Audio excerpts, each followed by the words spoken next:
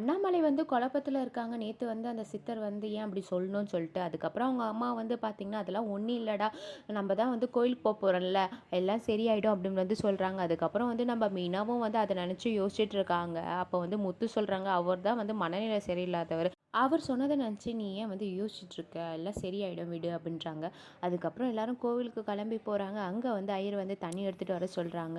மீனா போய் தண்ணி எடுக்கலான்னு போகும்போது, இந்த பக்கம் ரோஹிணி வந்து பார்த்தீங்கன்னா, அவங்க அம்மா கூட வந்து அவங்க அப்பாவுக்கு திதி குடுத்துட்ருப்பாங்க. இதெல்லாம் வந்து மீனா வந்து பார்த்துட்ருப்பாங்க.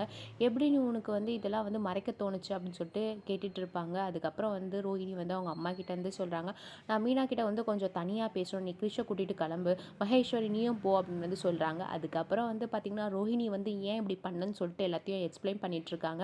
"என் வாழ்க்கை உங்க கையில தான் இருக்கு. தயவுசெய்து வந்து இப்போதைக்கு சொல்லாதீங்க. நானும் வந்து நேரம் வரும்போது கண்டிப்பா வந்து நான் மனோஜ் கிட்ட வந்து சொல்லி எப்படி புரிய வைக்கணுமோ அப்படி வந்து புரிய வைக்கிறேன்." அப்படின்னு வந்து சொல்றாங்க. அதுக்கப்புறம் வந்து பார்த்தீங்கன்னா, நம்ம மீனா வந்து ரோஹிணிக்கு சப்போர்ட்டா இருக்காங்க. முத்து வந்து ஏன் தண்ணி எடுக்க எவ்வளோ நேரமா அப்படின்றாங்க.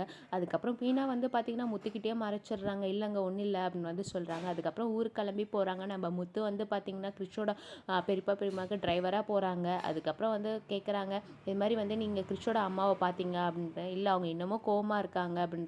"சரி நான் வேணா ஹெல்ப் பண்ணுறேன்." அப்படின்னு வந்து சொல்றாங்க. அதுக்கப்புறம் தான் நம்ம முத்துக்கே தெரிய வருது, கிறிஷோட அம்மா வந்து ரோஹிணின்னு சொல்லிட்டு. இதை கேட்டு வந்து ரொம்ப வந்து ஷாக் ஆகுறாங்க.